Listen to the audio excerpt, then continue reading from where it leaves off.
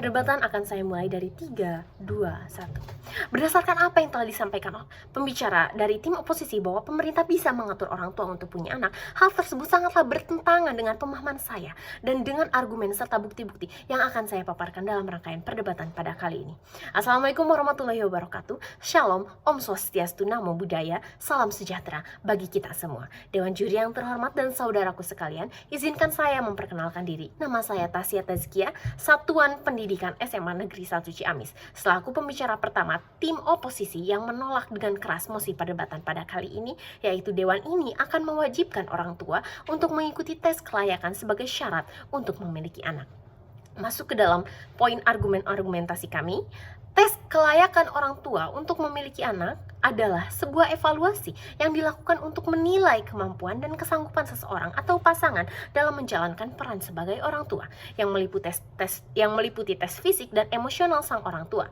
Pertanyaan kami, Dewan Juri yang terhormat, apakah hal tersebut wajar digunakan serta tidak melanggar privasi dan kebebasan reproduksi orang tua? Masuk ke dalam poin argumen saya yang pertama.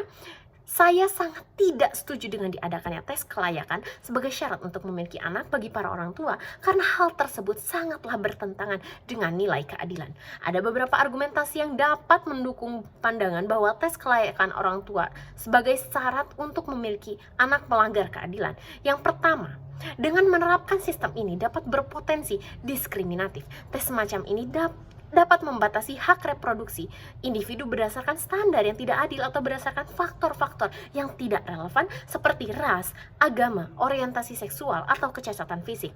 Hal ini melanggar prinsip-prinsip kesetaraan dan non-diskriminasi.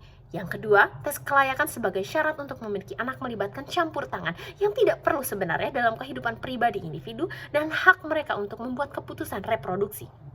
Hak privasi dan otonomi individu harus dihormati pula dan dilindungi, kecuali jika ada bukti jelas dan nyata bahwa anak yang akan lahir akan mengalami resiko yang nyata atau bahaya yang serius seperti kecacatan ataupun resiko lainnya. Yang ketiga, evaluasi kelayakan orang tua cenderung subjektif dan dapat diperdebatkan sebenarnya. Standar kelayakan mungkin berbeda-beda setiap individu, budaya, dan masyarakat, bukan? Tes semacam itu dapat menciptakan penilaian yang tidak adil dan subjektif oleh pihak yang bertanggung jawab untuk menentukan apakah seseorang ini pantas untuk menjadi orang tua. Saudaraku, dengan Anda sebagai tim pemerintah yang menyetujui mosi kali ini sangatlah bertentangan dengan perwujudan pengamalan sila kelima Pancasila, yaitu keadilan sosial bagi seluruh rakyat Indonesia. Banyak hal yang perlu dipertimbangkan dalam penerapan tes kelayakan ini karena sangatlah bertentangan dengan keadilan, saudaraku.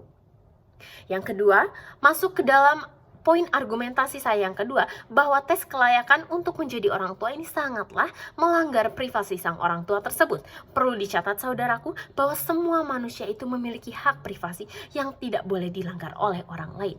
Hak privasi adalah hak asasi yang fundamental yang harus untuk dihormati. Dengan meminta orang tua untuk mengikuti tes kelayakan sebagai syarat untuk memiliki anak, melibatkan campur tangan yang tidak perlu dalam kehidupan pribadi mereka. Keputusan untuk memiliki anak atau tidak merupakan hak individu yang seharusnya tidak terganggu oleh pemerintah ataupun pihak lain. Keputusan untuk menjadi orang tua adalah keputusan yang sangat-sangat pribadi dan intim. Hal ini berkaitan dengan kehidupan pribadi, hubungan interpersonal, dan nilai-nilai individu. Tes kelayakan dapat melibatkan pertanyaan-pertanyaan yang tidak relevan atau terlalu invasif dan sensitif yang melanggar privasi dan batasan pribadi. Serta dengan mengumpulkan informasi melalui tes kelayakan dapat membuka pintu bagi penyalahgunaan informasi yang sensitif. Informasi yang diperoleh melalui tes tersebut dapat disalahgunakan atau digunakan untuk tujuan lain yang melampaui tujuan evaluasi kelayakan orang tua. Tes kelayakan sebagai syarat untuk melibatkan pertanyaan-pertanyaan yang terlalu pribadi dan invasif. Hal ini dapat melanggar hak privasi orang tua dan batasan-batasan yang mereka tetapkan dalam membagi informasi tentang kehidupan pribadi mereka dengan pihak ketiga. Masuk ke dalam poin argumentasi saya yang ketiga adalah saya merasa hal ini membatasi kebebasan orang tua. Keputusan untuk memiliki anak atau tidak merupakan hak asasi manusia yang sangatlah mendasar, termasuk dalam kebebasan reproduksi. Mewajibkan tes kelayakan sebagai syarat dapat dianggap sebagai campur tangan yang tidaklah perlu dalam keputusan pribadi seorang individu.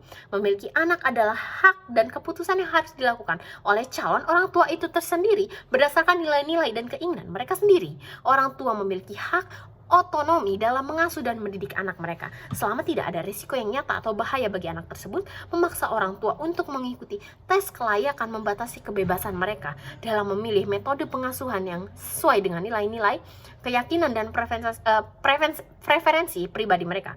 Memasuki poin bidasan dari saya, saudaraku, Anda mengatakan pemerintah bisa mengatur orang tua untuk mempunyai anak. Hal tersebut sangatlah saya nyatakan salah besar. Mengatur orang tua untuk memiliki anak melibatkan campur tangan dari pemerintah dalam kehidupan pribadi seorang individu, dapat membuka pintu bagi penyalahgunaan kekuasaan oleh pemerintah kepada rakyat dalam mengatur kehidupan keluarga untuk bereproduksi, serta pemerintah juga dianggap melanggar pasal 28 di ayat 1 Undang-Undang Dasar 1945 yang menegaskan tentang perlindungan HAM dan privasi setiap individu. Keputusan untuk memiliki anak merupakan tanggung jawab pribadi dari calon orang tua. Mereka memiliki kesadaran dan tanggung jawab untuk mempertimbangkan kelayakan mereka sendiri dalam memberikan perawatan dan pengasuhan yang baik bagi anak-anak mereka. Mengandalkan kebijakan pemerintah sebagai pengaturan ini mengabaikan peran tanggung jawab individu dalam keputusan reproduksi.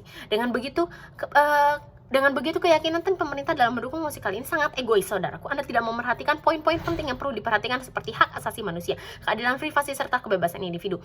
Meskipun pemerintah penting dalam melindungi hak-hak individu dan kesejahteraan anak, membatasi kebebasan individu dalam memiliki anak perlu dipertimbangkan dengan hati-hati dan dilakukan dengan kebijakan yang sangat bijaksana. Menghormati kebebasan individu adalah prinsip penting dalam masyarakat yang demokratis, dalam menghargai hak-hak asasi manusia, dan dalam menghormati privasi orang tua. Penting untuk mencari solusi alternatif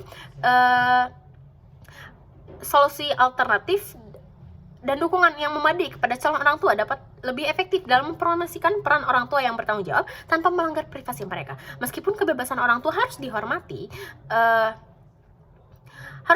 penting juga untuk mempertimbangkan kepentingan terbaik anak. Dalam konteks ini, menghadirkan pendekatan yang seimbang dan bijaksana dan saling menghormati hak-hak individu adalah tantangan yang perlu dihadapi. Maka dari itu, argumen saya lebih rasional daripada argumen tim oposisi. Dengan begitu, sayalah yang lebih baik dan lebih layak untuk menjadi juara, karena argumen yang telah saya susun sangat menjunjung tinggi kesadaran akan keadilan dan HAM. Sekian dan terima kasih. Wassalamualaikum warahmatullahi wabarakatuh.